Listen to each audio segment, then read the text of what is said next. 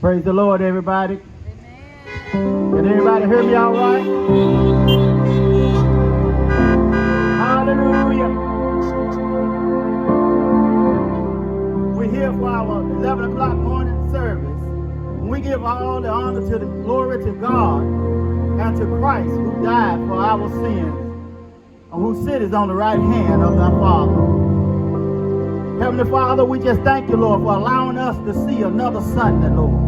Heavenly Father, we just thank you and we give you all the glory and the honor on this morning, Lord, for all that you have done for us, Lord. You have kept us, Lord, since the last time that we have come to worship you, Lord. And Lord, we ask you, Lord, the Spirit will abound in this service, Lord. In the name of Jesus, Lord. Touch each and every heart, Lord, that is in their cars and in their trucks right now, Lord. Touch us all in a mighty way, Lord. And send your Spirit, Lord. In the name of Jesus, we do pray. Amen. Amen.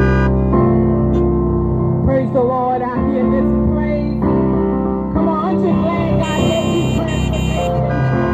I was glad when they said to me, let's go to the place of worship. Hallelujah. Whether it's in your house or in a parking lot.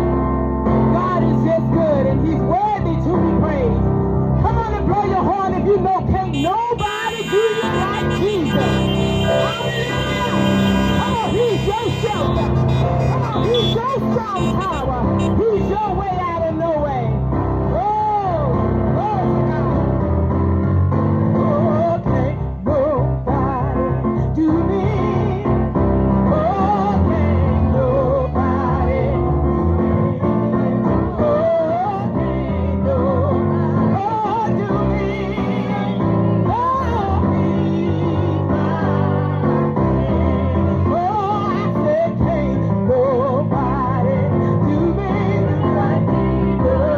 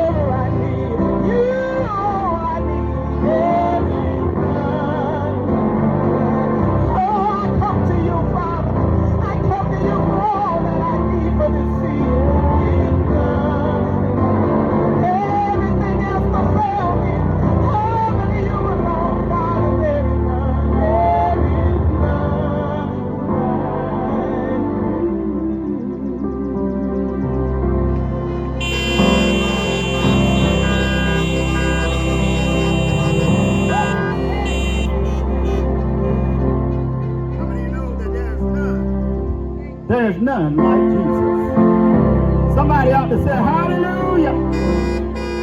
For there is none quite like Jesus. Hallelujah. Hallelujah. We serve a marvelous God. We serve a God that surpasses all understanding. We serve a God that continually to make a way out of no way. Hallelujah.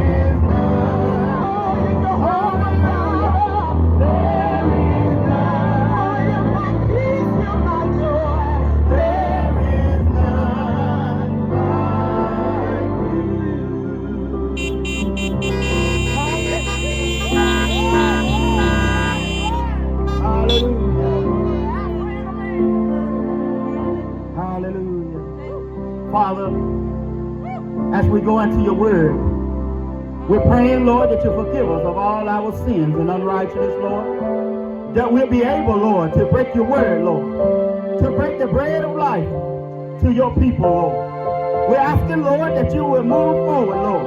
As we decrease in the physical, Lord, that you will move forward in the spiritual, Lord. We acknowledge you in all things, Lord.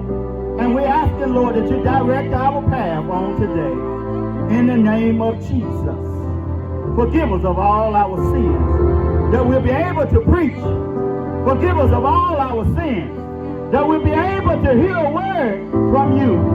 In the name of Jesus, we do pray. Amen. Amen.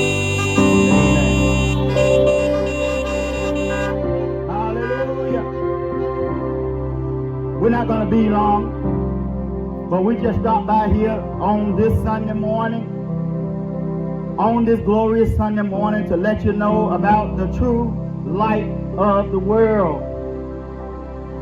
Jesus is the true light of the world.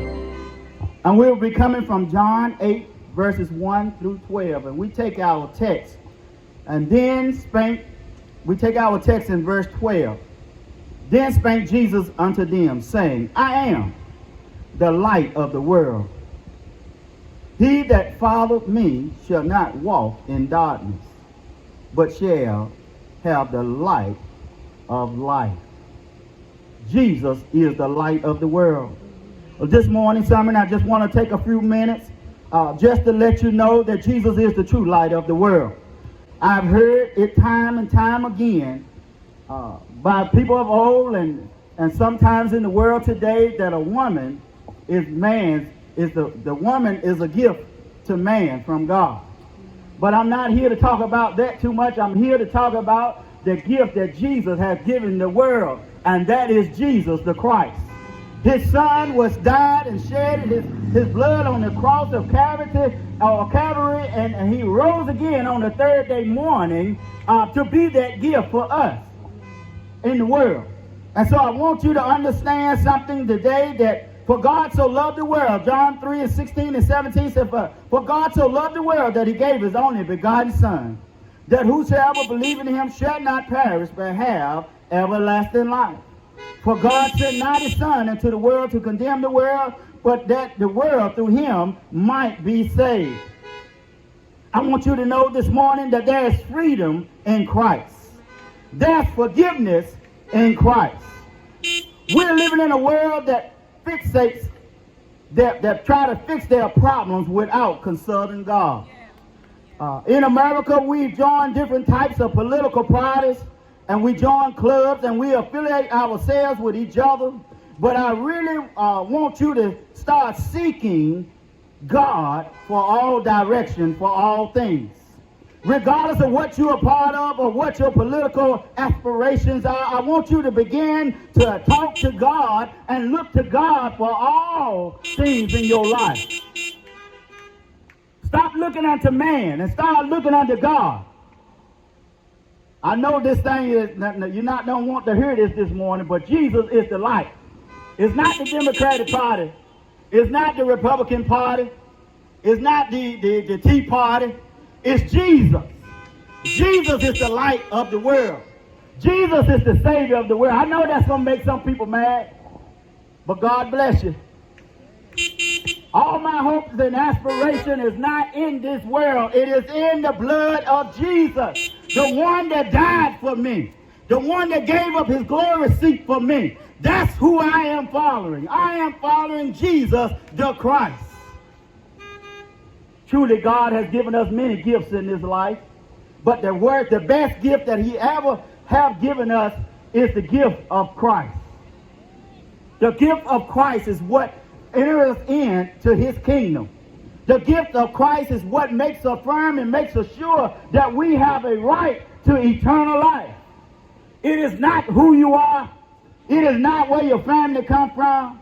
It is not what party or what affiliation or what club you belong to. It is Christ that makes it secure. Our eternal salvation is secure through Jesus the Christ. I just want you to understand something before we get into this lesson. In order for us to live the promises of God, we must love one another. We must learn how to forgive. We must learn how to build the foundations of love that Christ has established.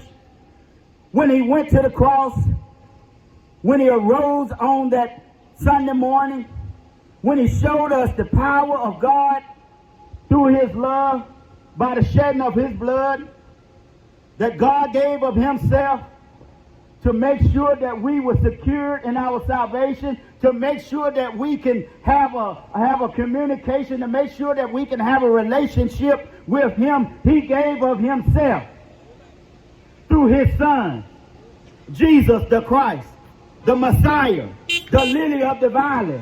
He made it a surety that we can go to the Father boldly because of his blood.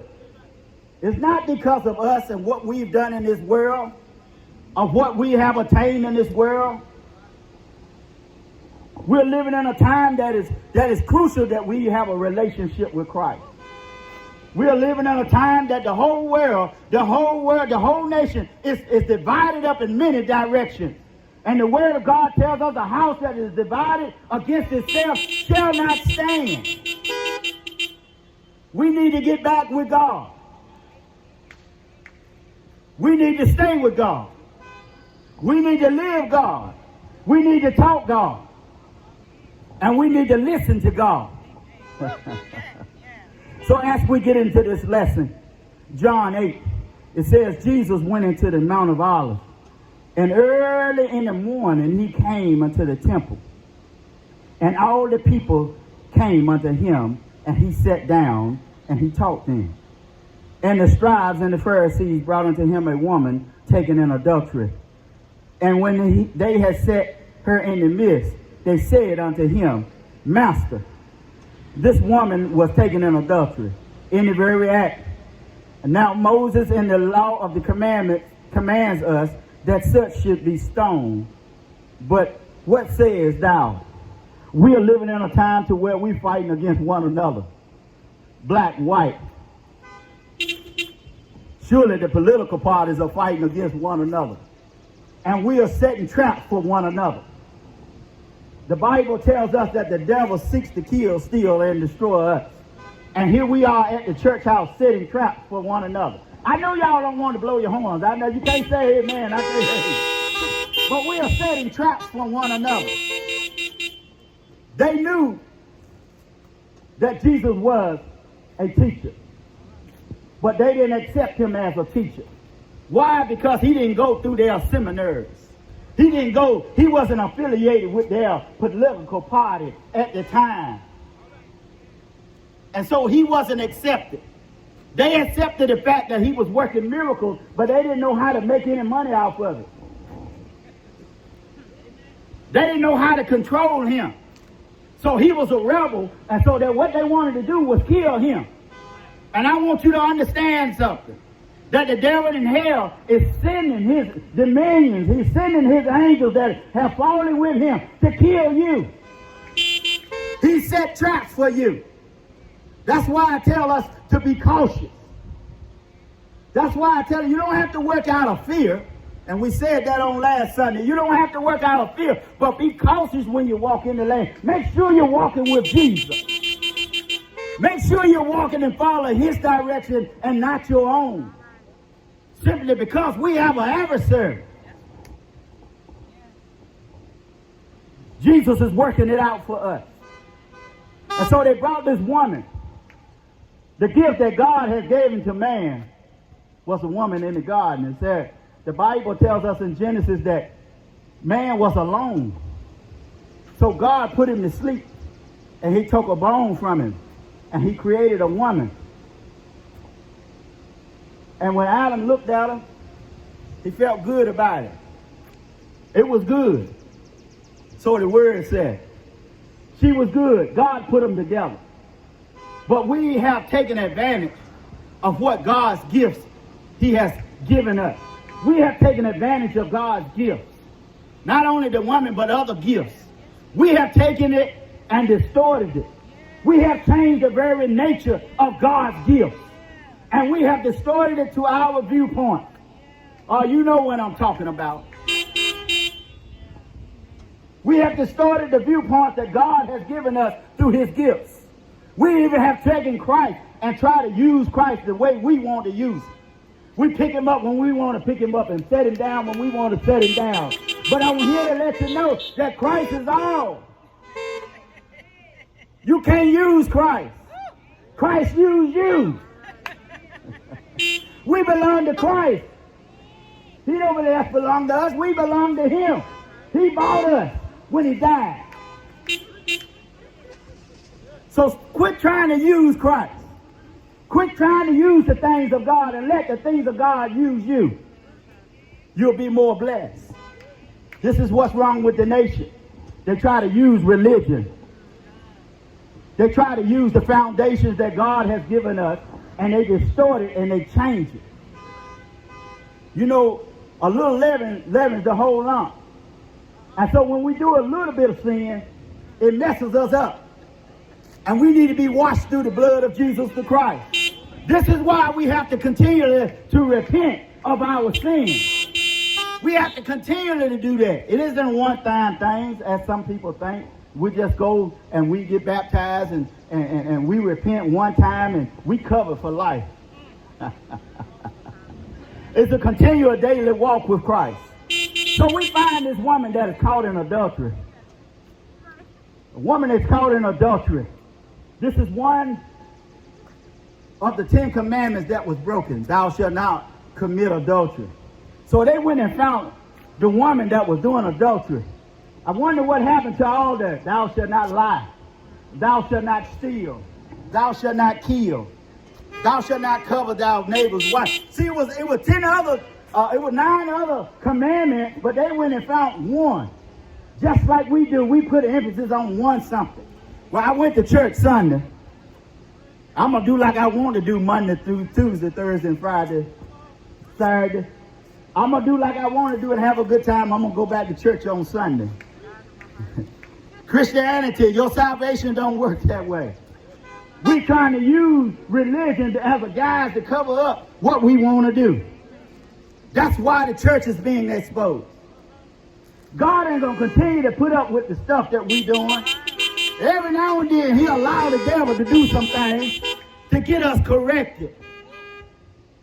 Every now and then things just happen to get us corrected when we get out of order.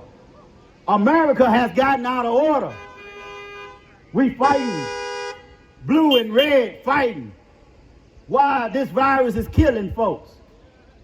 Everybody's fighting and getting on political side like it's a political virus. This virus is not political. It is health-wise. It is physical. And Christ is able to keep us.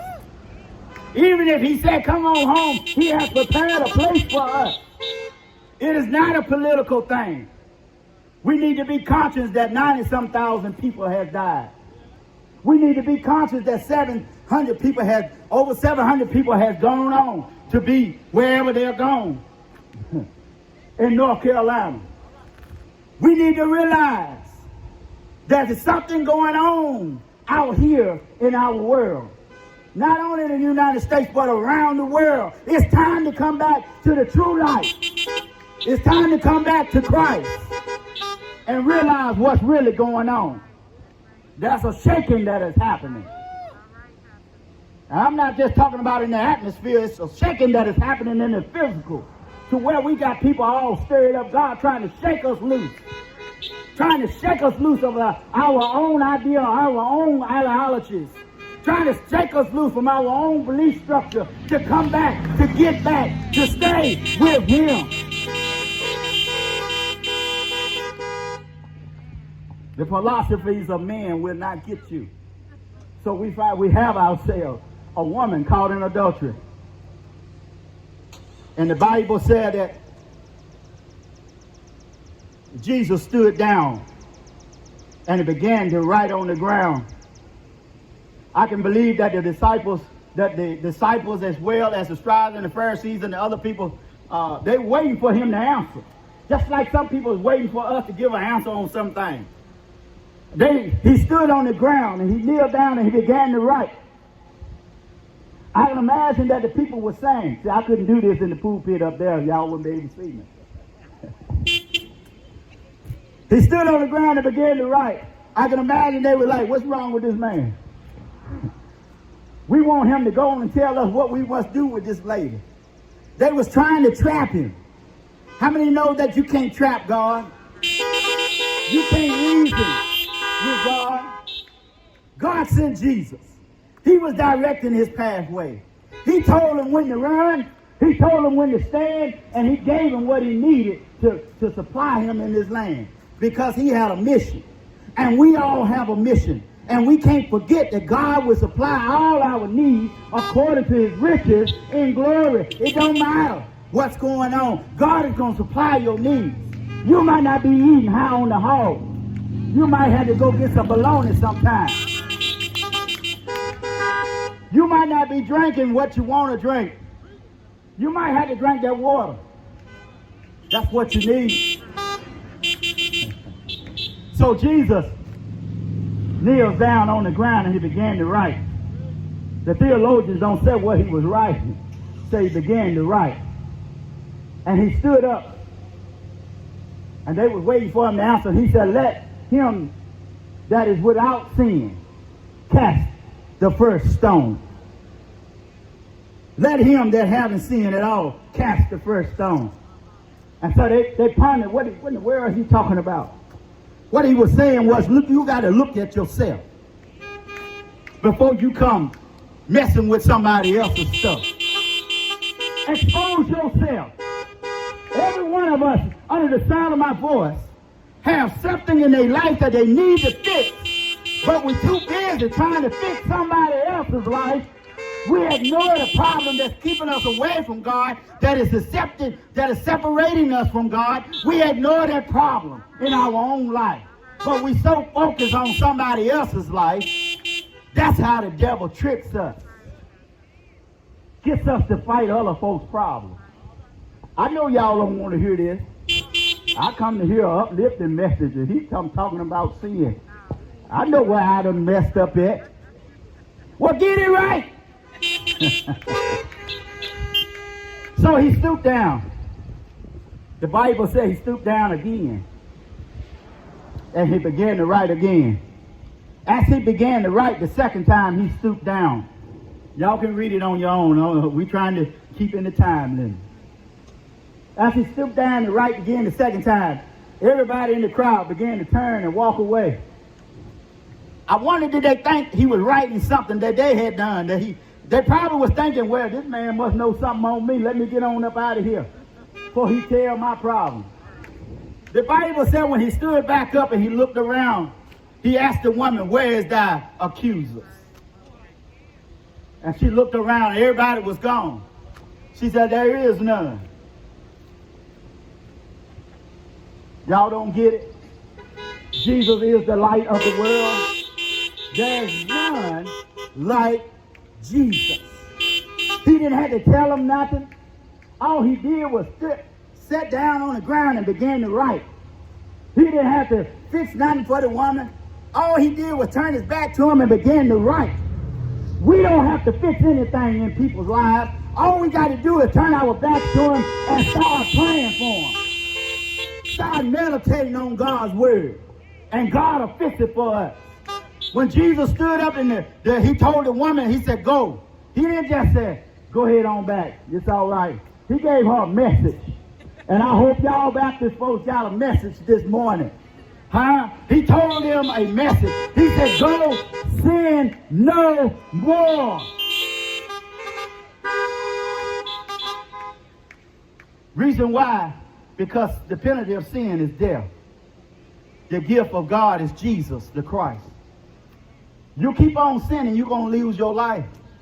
You keep on not listening to what God tells you in your individual spirit, in your individual prayer time, in your individual meditation time. You keep on listening to yourself and listening to other folks and not listening to God. You're going to lose some things in your life.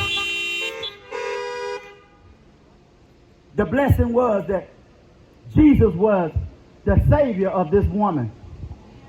That wasn't right. It didn't say she got baptized. It didn't say she believed. It didn't even say that she joined his church. It didn't say she became one of the disciples. He saved her where she was. And I'm here to let you know this Sunday morning that God can save you where you are.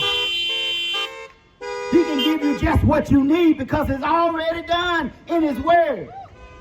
He done already died for us. He done already rose again for us. He done already sitting on the side of the Father, interceding for our sins. He done everything that he needs to do. Now it's up to us to do what he said. It's up to us to sanctify ourselves. It's up to us to be ye holy. It's up to us to do the things of God and stop doing the things of man. Stop debating with man. Stop fussing with each other. The body of Christ is so divided now. This is a time that we should be able to come together on this problem that we have. But we so divided on political lines. We so divided on religious lines. I'm just sorry that all these lines is in the middle of the road. We ought to be able to come together and love on one another, white, black. Don't matter what race you are, we ought to be able to come and love one another in the body of Christ. If you're a devil, then I understand why you're doing what you're doing. But you're a son or daughter of Christ, and you recognize that he is the light of the world, that he died for your sins, that he died for my sins, then we ought to be able to come together and pray for one another. Then we ought to be able to come together and intercede for one another. We ought to be able to come together and pray on the behalf of one another, asking God's blessing and speaking God's blessing over each other's lives. We ought to be able to act like God's people and not act like fools. Some people don't like that word fool. I know I'm on Facebook and YouTube, but the fool said in his heart, there is no God. I'm here to serve notice. There is a God that's sitting high, and he's looking low. Matter of fact, he's inside of you. Every one of us have a little spirit inside of us. Whether that spirit can grow or not, that's up to you and him. So if there be one under the sound of my voice that haven't given their life to the Lord, I want you to really think about your sins this morning, because there was a sacrifice made for you and I. You don't have to come to no altar. There's a spiritual altar that is always open.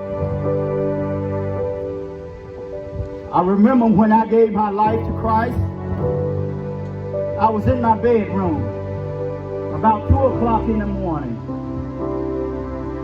thinking about how bad life was, contemplating suicide. God came in when I prayed to him. And he saved me. And he gave me his Holy Spirit. And he began to make a relationship with me. Even though I struggled a long time. He came and he sealed me. Right there in that room. He can do the same to you. I don't care if you've been in church 50 years. I don't care how long you've been preaching or teaching. I don't care how long you've been a deacon or a trustee. I don't care how long you've been ushering the floor. God needs to make a connection with you. Will you reach out your spiritual hands and let him have his way on this morning? As we pray, think about those things that are not right in your life and give them to Christ. Forget about your political affiliation. Forget about your religious views and get with Christ on today. So if there's anything that's hindering us from getting to him, we're going to pray right now that God would move it out of our way. Heavenly Father, we just thank you. And we give you all the honor and the glory for the things that you have already done in our lives. Father, we thank you, Lord, for the true life, which is Christ. Father, we just thank you, Lord, for him dying for our sins. And we confess our sins to you, Father. All those hidden things that we have done in our lives. All the weary ways that we have walked in darkness. We shall walk to the light right now. And we commit our sins to the cross. With every nail that was nailed in his feet. With every nail that was nailed in his hands. With the thorns that was put on his head. We commit our sins to Jesus the Christ. And we're going to rise up with him. In the name of Jesus. Forgive us of all our sins. Enable us to be made whole on this morning. For some of us are broken. Some of us have a contrite spirit. Some of us don't know which way to turn. There are some at the crossroads of life, Lord. Lead and guide them, Lord. For only you know how. Bless them, Lord. I speak blessings over their life, Lord. That they'll rise up out of their own thinking. And they'll rise up with the light of the world, which is Christ Jesus. In the name of Jesus, we do pray. Let everybody say amen.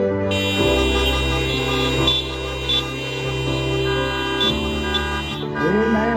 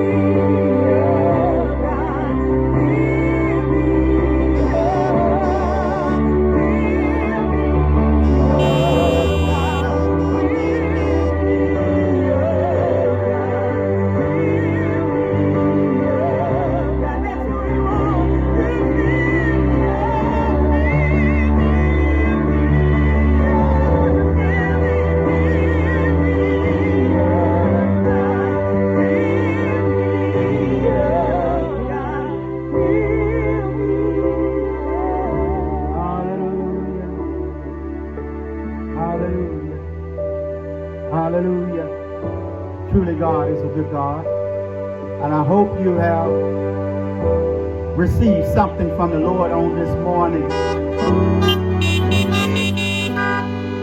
I don't have an agenda.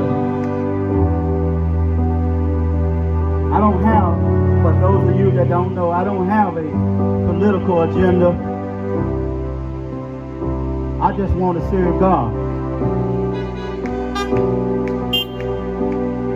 I don't have a religious belief structure that excludes people.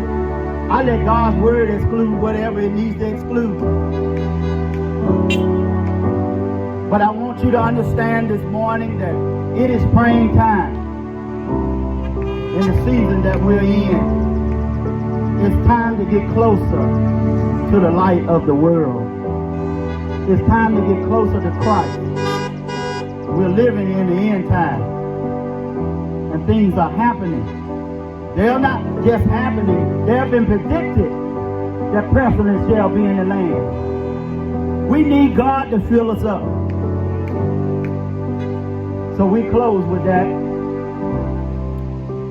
By way of information, some of you may be wondering when we're going to go back in the sanctuary.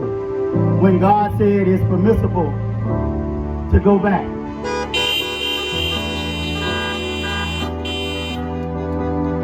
Not when man said, not when the governor said, not when the president said, not when the senator said, not when the bishop said, but when God said it's time to go back, that's when we'll go back.